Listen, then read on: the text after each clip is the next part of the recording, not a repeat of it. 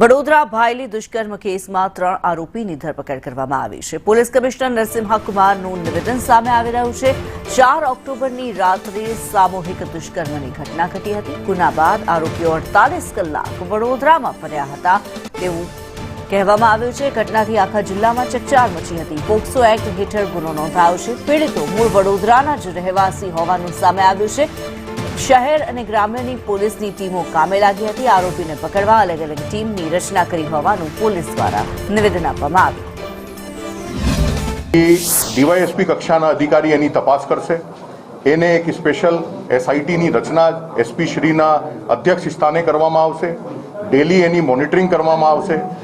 એ ટીમમાં જિલ્લાના જે સારામાં સારા તપાસ કરનાર અધિકારી અને કર્મચારીઓ છે એના સમાવેશ કરવામાં આવશે કે જેટલા વહેલામાં વહેલા આપણે કમ્પ્લીટ એવિડન્સની સાથે ચાર્જશીટ કરી શકીએ એ અમારી તૈયારી છે.